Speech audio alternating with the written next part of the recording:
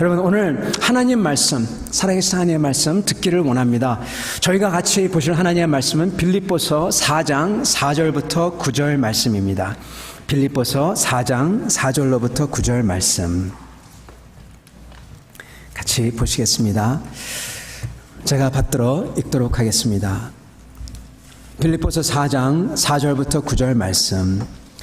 주 안에서 항상 기뻐하라. 내가 다시 말하노니 기뻐하라. 너희 관용을 모든 사람에게 알게 하라. 주께서 가까우시니라.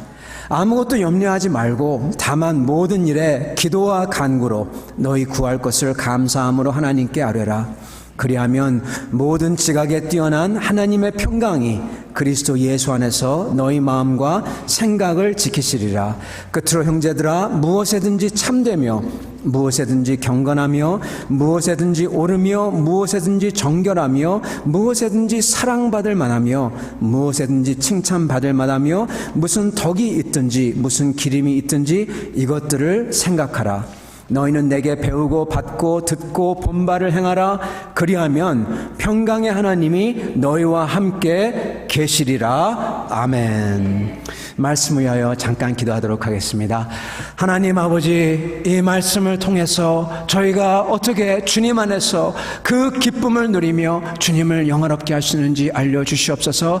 그 말씀 붙잡고 행하는 자마다 주님의 크신 기쁨과 주님의 은혜 임하여 주시옵소서. 예수 그리스도를 받들어 기도드리옵나이다. 아멘. 여러분, 이 말씀을 같이 나누기 전에 여러분한테 퀴즈를 하나 드리겠습니다. 여러분, 크리스찬의 기쁨은 믿음으로 얻어지는 것일까요? 행위로 얻어지는 것일까요? 네, 왠지 행위 그러면은 아닌 것 같죠? 여러분, 퀴즈입니다. 크리스찬의 기쁨은 믿음으로 얻어질까요? 행위로 얻어질까요? 아니면은 그 시험에 나오듯이 both of the, all of the above, 둘 다. 네, 그 다 가능합니다. 여러분, 이 말씀을 들으면서 말씀하도록 하겠습니다. 여러분, 저희가 여러 종류의 삶을 살면서 기쁨이 있습니다.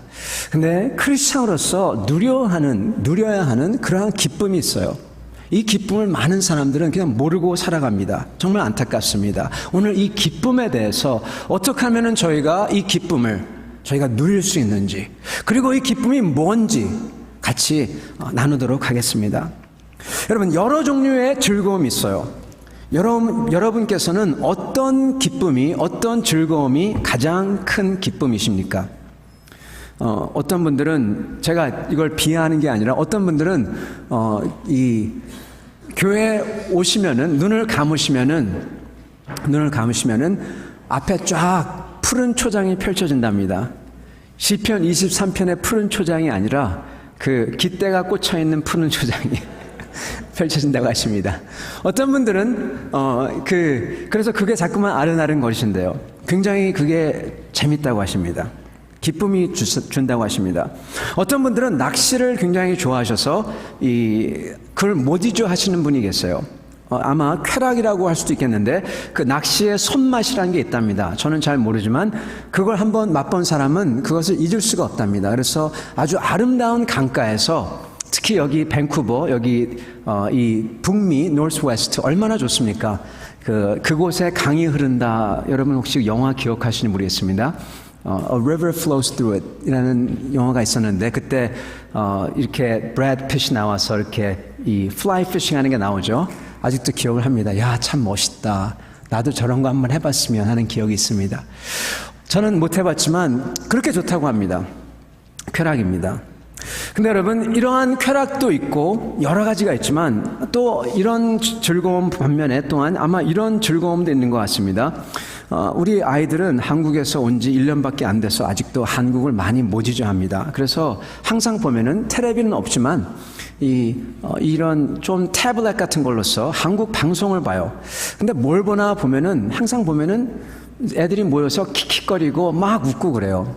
그래서 굉장히 재밌게 봅니다. 그래서 뭘 보나 가서 보면은 맨날 똑같은 그런 오락, 예능이라고 하죠. 그런 프로그램을 봅니다. 별로 재밌는 것 같지도 않은데 똑같은 사람들이 나와서 아주 우스꽝스러운 것을 하고 그것을 웃습니다. 그래서 제가 보면서 뭐가 재밌을까 그랬는데 어저께인가 교회에서 이제 같이 있는데 그 막 소리가 나고 아이들이 막 학생들이 막 웃는 소리가 납니다. 가보니까 우리 교회 학생들, 학생들이 아니죠. 어른이죠. 2세들이죠. 2세들이 막 웃고 있어요. 보니까 우리 아이들이 보는 똑같은 프로그램을 보면서 막 웃고 킥킥거리는 거예요. 그래서 제가 가서 야, 너희들 저거 이해되니? 이해된대요. 아니, 저거는 이해돼, 저거는 이해된답니다.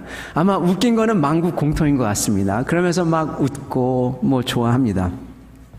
여러분, 그것도 그런 즐거움도 있습니다.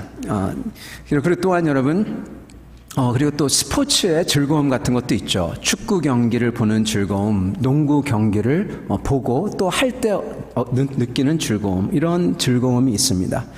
근데 요즘에 여러분도 아시겠지만은 요즘 올림픽이 지금 하고 있죠. 거진 다 끝났는지 모르겠는데, 이 올림픽을 제가 보지는 못했지만 결과들을 이렇게 보고 그리고 하이라이트 같은 걸 갖다가 간혹 이렇게 접하면서 하나 느꼈는데, 이 올림픽은 스포츠에서 얻는 이 즐거움과 좀 격이 다르다. 그런 걸 좀 느꼈습니다. 다름이 아니라 여러분 혹시 이 펜싱 하는 거 혹시 보셨습니까?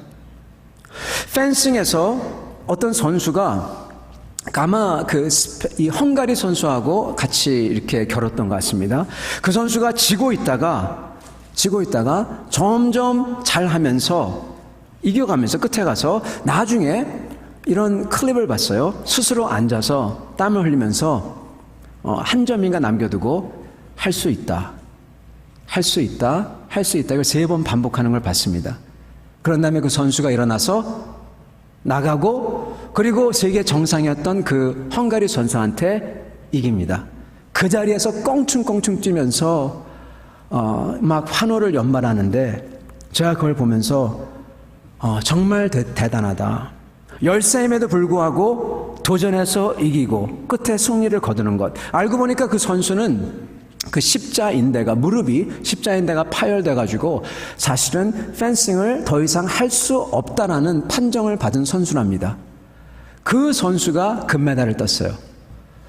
여러분, 한번 상상을 한번 해보세요. 나는 선수 생활이 끝났다. 그냥 보통 선수로서도 나는 끝났다고 생각했는데 그 선수가 그렇게 노력을 하고 그래서 이 금메달을 세계 정상이 되는 것. 여러분 정말로 대단한 기쁨입니다. 말할 수가 없습니다. 보는 저도 기쁨이 있는데 그 사람이 겪는 그 기쁨은 어떨까요? 여러 가지 쾌락이나 재미, 희열, 여러분 이것과는 비교할 수가 없는 것일 겁니다. 이것은 각고의 노력을 몇십 년 동안 쌓아와서 그게 한꺼번에 이루어지는 그 기쁨일 겁니다. 성취의 기쁨입니다. 여러분 이거는 바꿀 수가 없죠. 그리고 이 기쁨은 영광을 수반합니다. 영광. 모든 사람들이 다 그걸 보면서 그 사람에게 영광을 줍니다. 칭찬합니다. 같이 기뻐합니다. 그 사람이 높아집니다. 뿐만 아니라 그 사람 때문에 그 나라가 대한민국이죠. 대한민국이 영광을 받습니다. 참 대단합니다. 거기에 주역이 된다는 기쁨. 그 기쁨은 말할 수 없는 희열이 있지 않을까 생각이 듭니다. 여러분, 아마도 어쩌면은 그러한 기쁨은 인간이 이 세상에서 누릴 수 있는 영광과 기쁨 중에 최고의 기쁨과 영광이 아닐까 그런 생각을 조심스레 해봅니다. 여러분, 너무너무나 기쁜 것입니다. 그런데 여러분, 이런 최고의 영광과 기쁨이라고 하더라도 제가 과언이 아니지만 그것마저도 시간이 지나면 사그라듭니다. 없어집니다. 물론 영광은 지워지지 않습니다. 예를 들어서 손기정 선수, 그런 분들은 역사에 길이 남습니다. 업적은 뇌리에 남습니다. 새겨집니다. 그러나 그것은 역사에 새겨질지언정 그것은 과거의 그분 것이지 지금 자기 것이라고 얘기하기가 힘듭니다. 여러분, 예를 들어서 밴쿠버 올림픽 때 저도 아주 땀을 주면서 김연아 선수의 피겨 스케이팅을 봤는데 정말 대단합니다. 그리고 정말 말로 표현할 수 없을 정도로 정말로 잘했습니다. 그걸 보면서 너무나 기쁘고 함께 일어나서 환호하는 것을 기억하는데 여러분, 그 선수도 만약에 지금 그 선수가 과거를 회상하면서 내가 이랬어 이러면은 별로 아름답지 않을 것입니다. 그런 사람은 좀 추합니다. 과거의 기쁨과 영광을 얘기하면서 나는 이랬어 그런 사람들은 대부분 약간 추해집니다. 그렇게 자랑하는 인생은 영광스러운 인생, 기쁜 인생보다는 좀 약간 비참하다고 할 수 있는 인생입니다. 지금은 아닌데, 그죠? 지금이 중요한데.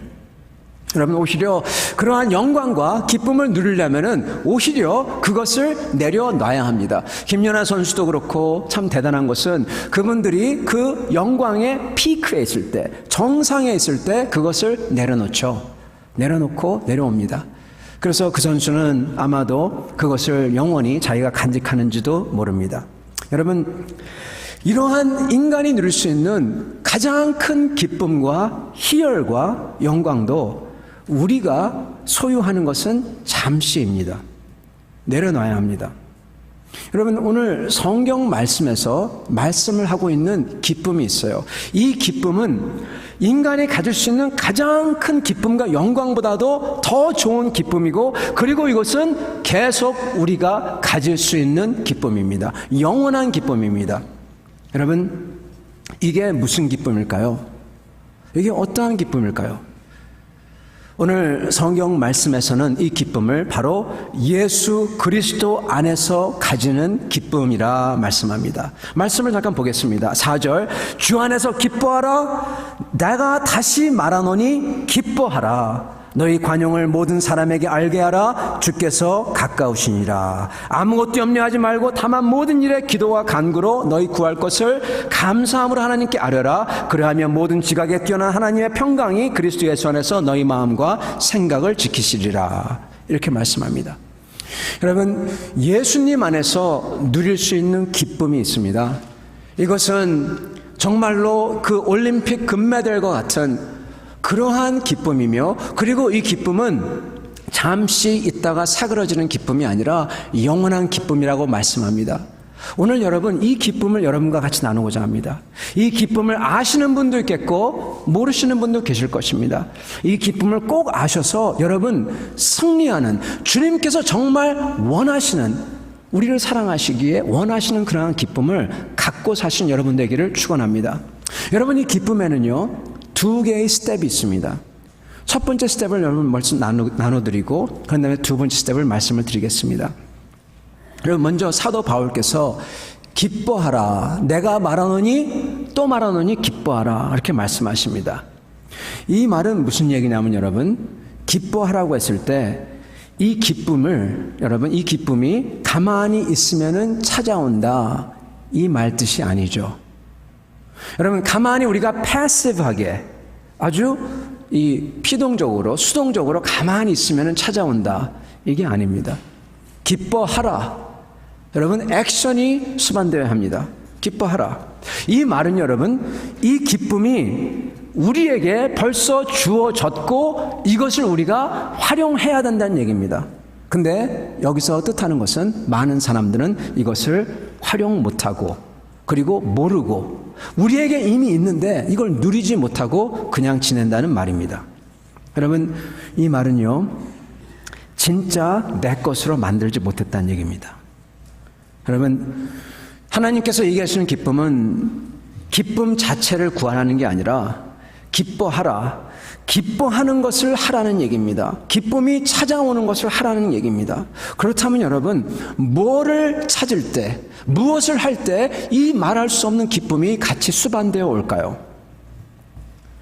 오늘 이 말씀의 중요한 절이 이 5절에 나옵니다. 제가 읽도록 하겠습니다. 너희 관용을 모든 사람에게 알게 하라. 주께서 가까우시니라. 이렇게 말씀을 합니다. 여러분, 기쁨의 첫 번째 스텝은 바로 여러분, 주께서 가까이 계신 것을 아는 것입니다. 즉, 깨달음에 있습니다. 깨달음에 있어요. 주님께서 가까이 계신 것을 깨닫는 것에 있습니다. 이 모든 것을 우리가 우리의 관용을 알게 하라. 이 세상에 우리가 세상 앞에서 아주 관용 넓게 대할 수가 있고, 우리가 손해보는 것, 우리가 고생하는 것, 이거에 상관없이 우리가 마음껏 베풀 수 있고, 이러한 것을 언제 가능하냐? 주께서 가까이 계시다는 것을 깨달을 때 가능하다는 것입니다. 주께서 가까이 계시느니라, 이것을 알라는 것입니다. 여러분, 주께서 가까이 계시다는 게 무슨 뜻일까요? 이것을 알아야 주님의 기쁨을 가질 수가 있다는 것이죠. 여러분, 이 말은 주님께서 곧 오신다는 말씀일까요? 이러한 뜻도 아마 있을 것입니다.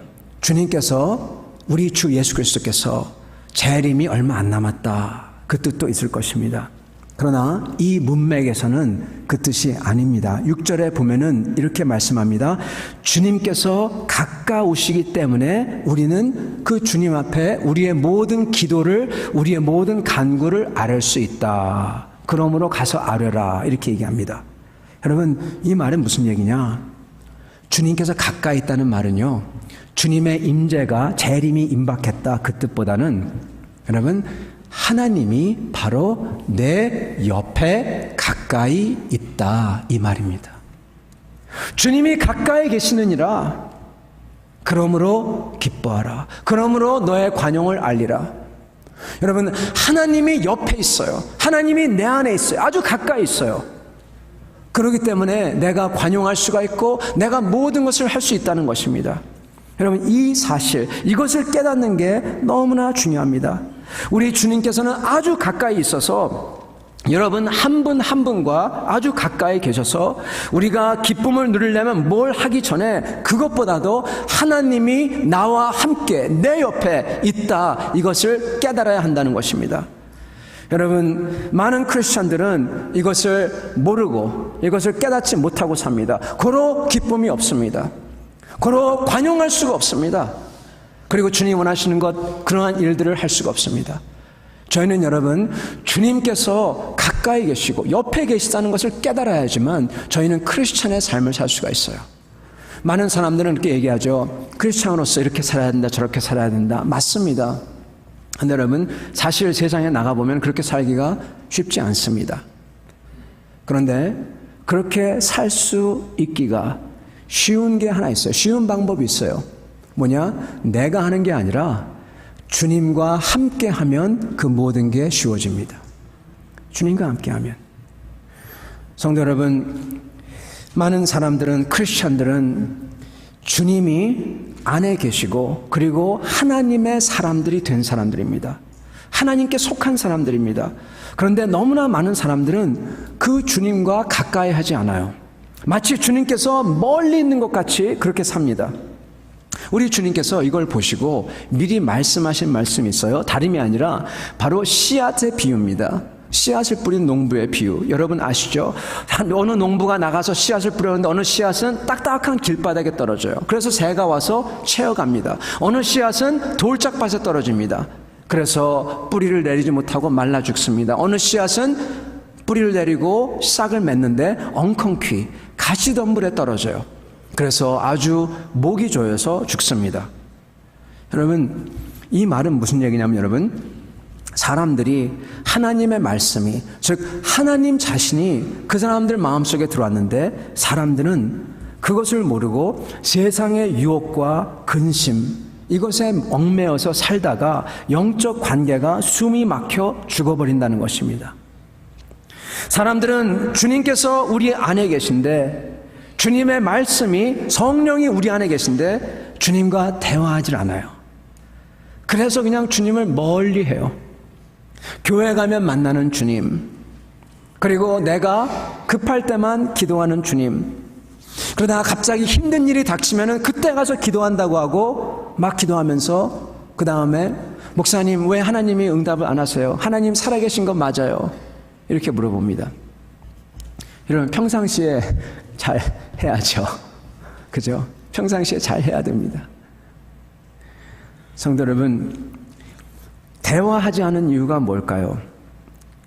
여러분, 왜냐하면요, 대화하지 않는 가장 큰 이유가 뭐냐면 이 세상이 그냥 다 좋기 때문입니다. 이 세상이 만족스럽기 때문입니다. 여러분, 우리 밴쿠버, 이 노스웨스트, 이 북미에서 노스웨스트, 이 북서쪽은요, 정말 천혜의 땅입니다. 여러분도 아시겠지만은 이곳은 세상에서 유일하게 그 온대 우림이 있는 곳이에요. 열대 우림은 모기들이 있고 막 정글이죠. 아주 살벌하죠. 근데 온대 우림은 여러분 여기밖에 없습니다. 이렇게 좋은 데는 여기밖에 없습니다. 이 지구에서 이곳밖에 없어요. 이곳에 사는 우리입니다. 아주 좋은 땅, 좋은 시스템, 캐나다에서 사는 우리입니다. 사람들은 이 세상을 봤을 때 하나님에 대한 필요나 하나님에 대한 간절함이 없기 때문에 대화하지 않습니다. 만족합니다. 이건 여러분 마치 사탄이 그 씨앗을 가로채가는 그 비유에서 그와 똑같습니다. 그런 사람들이 대부분입니다. 어떤 사람들은 세상에서 즐기고 싶은 게 많아요.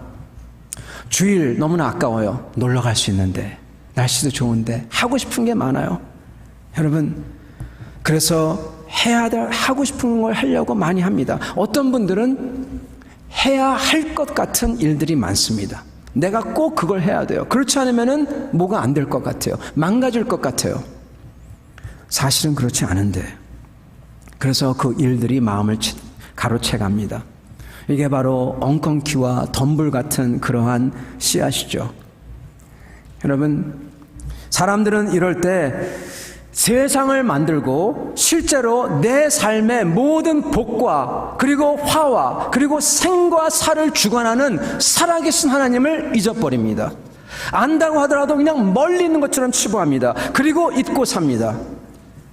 여러분, 이러한 분들은 하나님의 기쁨을 누릴 수가 없어요. 하나님께서 가까이 있다는 것을 여러분 우리가 우리 자신한테 자꾸만 얘기하고, 그리고 그에게 나아가서 그의 임재를 경험하고, 그리고 그분이 말씀하시는 응답과 명령과 그리고 주시는 꿈, 이러한 것을 받지 않으면요, 여러분 저의 삶은 메말라 버립니다. 살 이유가 없어요. 암만 좋은 삶이라도 매일 그냥 그렇게 살다가 꿈도 없이 삽니다. 여러분, 명령이 없으면은 내가 다 잘하는 줄 알아요. 내 자신을 돌아볼 수가 없습니다. 여러분, 그런 사람은 눈에는 보이지 않지만 잡초가 애워싸듯이, 새가 채어가 버리듯이 그렇게 애워싸 버리고 채어가 버리고 점점 없어집니다. 하나님을 사랑하는 마음이 없어져 버립니다. 머릿속으로는 하나님을 사랑해야 되지, 근데 마음으로는 더 이상 그게 존재하지 않습니다. 그래서 마치 힘이 빠진 사울이 일어나서 대군을 적대하려고 일어났을 때 하나님의 영이 안 계신 것을 느끼고 절망하는 것 같이, 자기는 하나님을 사랑한다고 생각하는데 일어나 보니 하나님을 사랑하는 마음이 없는 거예요. 여러분, 안타까운 것입니다. 저희는 좋은 흙에 떨어진 씨앗 같은 분들은 다릅니다. 그분들은 주님께 나아갑니다. 가까이 계시니까. 그러면서 깨닫는 게 있는데, 뭘 깨닫냐? 아, 하나님이 바로 내 옆에 계시는구나. 여기 계시는구나. 하나님이 나를 사랑해서 이 많고 많은 사람들 중에서 지금 나와 함께 계시는구나. 내 목소리를 듣고 계시는구나. 나를 가장 좋은 방법으로 지금 인도하시고 계시는구나. 이것을 믿습니다. 이것을 압니다. 이걸 깨닫습니다. 그런 사람들 가슴속에서는 감사함과 감격함이 막 끌어올라요. 사랑하는 성도 여러분, 이것을 아시길 바랍니다. 이것을 믿으시길 바랍니다. 많은 분들은 예수 그리스도를 믿는다고 생각하고 그리고 그걸로 족한 줄 압니다. 그러나 많은 경우에 그것은 참된 믿음이 아니라 여러분 지식입니다. 영어로 얘기하면 좀 더 쉬워요. 영어로는요, 이 assent, 동의하다, 밑에 마치 그 계약서 밑에 사인하는 것처럼 동의하다, assent이야죠. assent가 있습니다. 근데 이 fiducia, 믿음, 이거는 다릅니다. 이건요, 사인이 아니라, 동의가 아니라 나의 삶을 거기다가 드리는 겁니다. 기대는 겁니다. 이게 믿음입니다.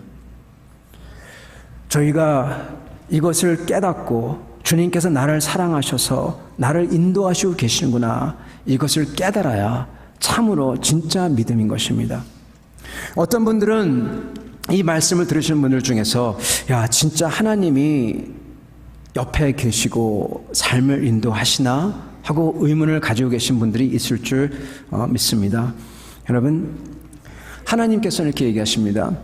하나님께서는 우리들을, 예수님을 아는 분들, 우리들을 얼마나 사랑하셨는지 자기의 아들까지 내어줬다, 그렇게 성경에 기록합니다. 여러분, 좀 더 다르게 얘기하면요, 이렇게 말할 수가 있습니다.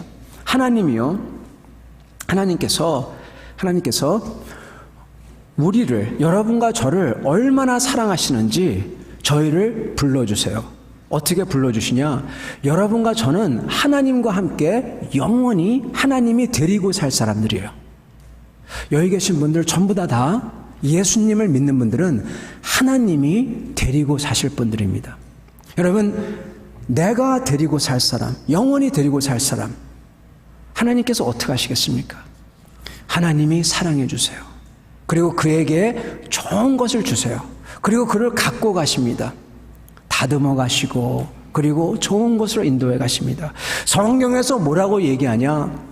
예수 그리스도를 믿는 사람들, 예수 그리스도는 나의 주님이십니다, 그렇게 말할 사람은요, 거룩한 하나님의 영, 성령이 아니고는 고백할 자가 없대요. 그렇게 예수님은 나의 주인이십니다, 그렇게 고백하는 사람들은 하나님이 이미 선택하셔서 영원하게 데리고 계시고자 작정하신 분들이라는 겁니다. 여러분과 저예요. 여러분과 저는 보통 사람이 아닙니다. 사람들은 예수님께서 이 세상 모든 사람을 위해서 죽으셨다, 그렇게 말합니다. 근데 여러분, 그거는 반쪽짜리 진리입니다. 성경을 가만히 보면 하나님께서는 그가 구원하실 백성을 미리 다 알고 계세요. 하나님은 오차가 없으세요. 그래서 미리 구원하실 백성을 위해서 하나하나 다 예전부터, 창세전부터 하나님께서 선택하시고, 그리고 그를 위하여 자기 아들의 피를 흘려주십니다. 여러분, 여러분과 저는 하나님 앞에서 영원히 같이 살면서 하나님께 찬양과 경배와 영광을 돌려드릴 존재들입니다. 여러분, 영광이요. 하나님 앞에 모든 사람이 모여서 다 함께 한 소리로 환호하면서, 마치 올림픽에서 금메달을 딴 사람을 보면서 축하하듯이, 마치 대관식에 내려오는 그 왕을 보면서 같이 축하하듯이, 저희는 한 목소리로서 하나님 앞에 영광을 드릴 존재입니다. 그래서 하나님은 저희와 함께 거할 거기 때문에 우리를 위하시고 우리를 사랑하십니다. 우리를 가만히 버려두지 않습니다. 그래서 우리와 가까이 계시다는 겁니다. 하나님이 가까이 계신 것을 아는 사람, 그 기쁨, 이 기쁨은요, 말할 수 없는 기쁨입니다. 말할 수 없이 좋습니다. 여러분, 이 기쁨은요, 저희의 과거에 저희가 성취했던 것, 과거에 돌이킬 수 없이 잘못된 것, 이것과도 상관이 없어요.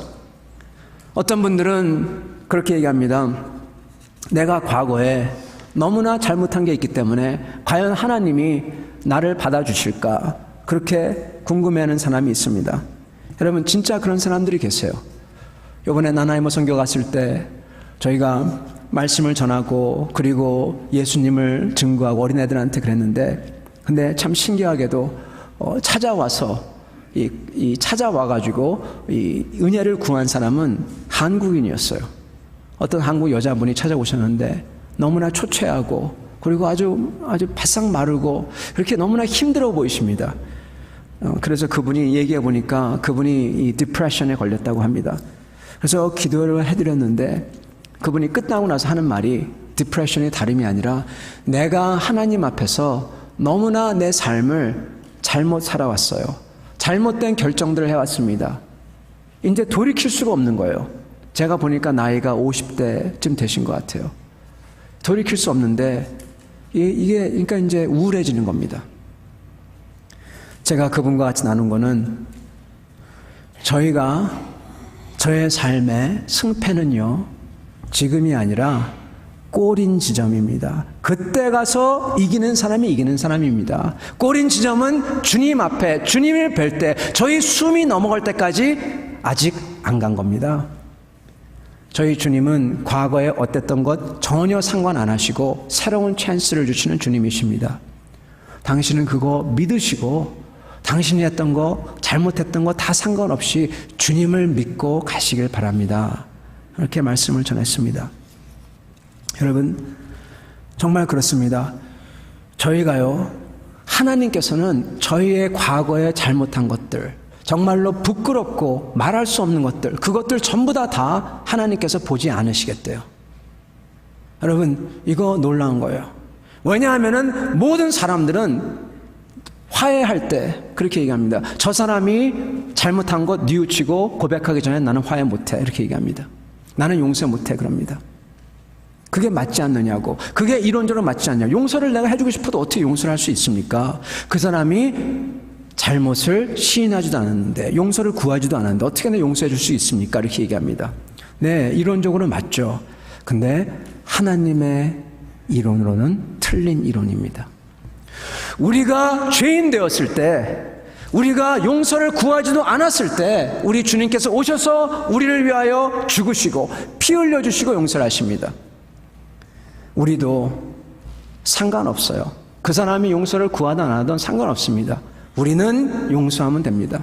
우리는 그에게 세컨드 찬스를 주면 됩니다. 우리 하나님은 우리에게 그러한 세컨드 찬스를 주세요. 우리에게 그렇게 새로운 것을 매일 주십니다. 여러분 이 새로운 것을 매일 느끼려면요, 하나님이 내 옆에 계시다는 것을 분명히 알아야 된다는 것입니다. 하나님 멀리 있지 않아요. 가까이 계세요. 그리고 내 말을 지금 들으세요. 듣고 계세요.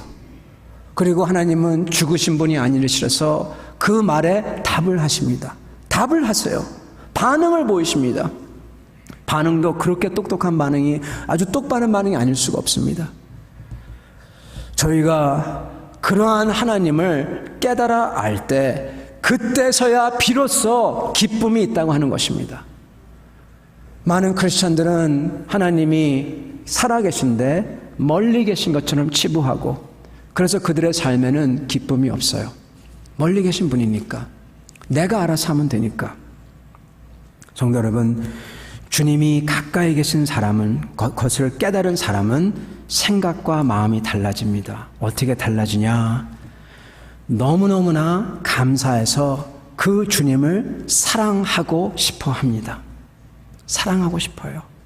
얼마나 사랑하고 싶은지 주님 앞에 나와서 찬양하고 싶고 감사하고 싶고 큰 목소리로 기도하고 싶고, 그리고 얼마나 사랑하고 싶은지 주위를 돌아보면은 정말 원수 같은 사람도 그냥 용서해 주고 싶고, 그리고 달려가서 그를 사랑해 주고 싶어요. 그렇게 하고 싶습니다. 그리고 조용히 결단을 내리죠. 주님 위해서 내가 모든 것을 감수하고 주님 위해서 살겠다고. 그 사람이 주님께서 가까이 계신 것을, 주님의 사랑을 깨달은 사람입니다.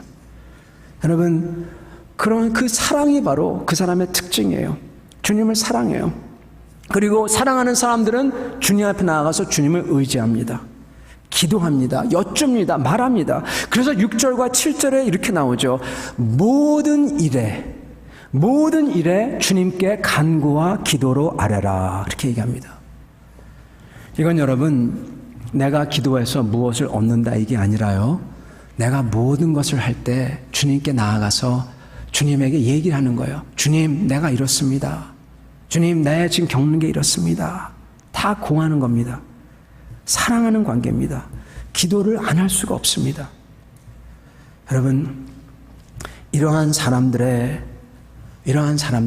주님의 사랑을 아는 사람이고, 그리고 주님의 기쁨을 아는 사람입니다. 이게 첫 번째 스텝입니다. 여러분, 두 번째 스텝을 말씀드리겠습니다. 이거는 짧습니다. 여러분, 이 두 번째 스텝은 다름이 아니라 이렇게 주님이 옆에 계신 것을 깨우쳐 안 사람들의 정말로 하나님의 기쁨을 완전하게 누리려면요, 뭐가 필요하냐? 바로 행위가 필요합니다. 여러분, 말씀을 나누기 전에 여쭤봤죠. 크리스천의 기쁨은 믿음으로 얻어질까요? 행위로 얻어질까요? 여쭤봤죠. 여러분, 첫 번째는 믿음입니다. 하나님이 옆에 계시다는 것을 믿어야 됩니다.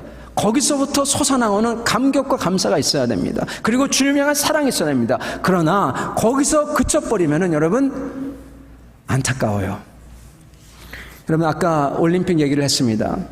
이 올림픽을 보면서 제가 항상 느끼는 거지만 그 올림픽에서 딴 그 사람의 그 금메달과 기쁨과 영광은요 아무도 앗아갈 수가 없습니다. 왜냐하면 그건 하루아침에 된 게 아니기 때문에요.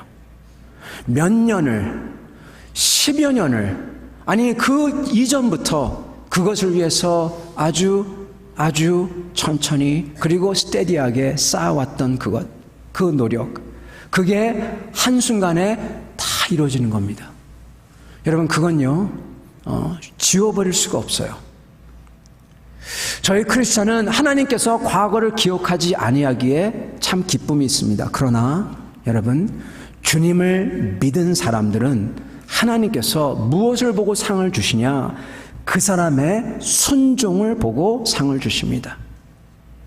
저희는 믿음으로 구원을 받습니다. 그러나 상은, 영광은 순종으로, 믿음 안에서의 행위로 얻습니다. 이게 사실입니다. 이게 성경에서 말씀하신 것입니다. 그렇기 때문에 여러분 천국에 가면은 사람들마다 상이 달라요. 사람들마다 생긴 게 달라요. 사람들마다 그들의 키와 그들의 이게 다 다릅니다. 빛나는 게 다릅니다. 천국은 엄청날 겁니다. 어떤 사람은 마치 천사, 아니 어떤 사람은 천사장 같고, 그래서 예수님인 줄 알고 꿇어서 경배하고 싶다는데 갑자기 이렇게 서면서 나는 사람입니다. 그렇게 얘기할 겁니다. 어떤 사람은 천국에 있지만은 정말 아무것도 아닌 그러한 아주 작은, 아주 왜소한 그러한 사람의 모습일 겁니다. 엄청난 차이가 있을 겁니다. 저희가 여러분 주님 안에서 참된 기쁨을 완전히 누리려면요, 저희는 올림픽 금메달리스트처럼 주님을 사랑하는 마음으로 믿음을 갖고 믿음직하게 신실하게 주님 앞에 순종하며 나가야 됩니다. 그게 쌓입니다. 그리고 그것을 바꿀 도리는 없어요. 바꿀 수가 없어요. 그렇게 쌓아온 사람은요 무너지지 않아요. 그 상을 그대로 받을 것입니다. 성도 여러분, 말씀을 마치도록 하겠습니다. 수많은 노력과 아픔을 몇 년, 몇십 년씩 견뎌가며 얻는 기쁨은 바꿀 수 없는 기쁨입니다. 그리고 이 기쁨은 반드시 영광을 수반합니다. 모든 사람들 앞에서 높임을 받고 칭찬을 받고, 그리고 그 한 사람 때문에 다른 사람들까지 전부 다 영광을 받습니다. 여러분 크리스찬 삶도 똑같습니다.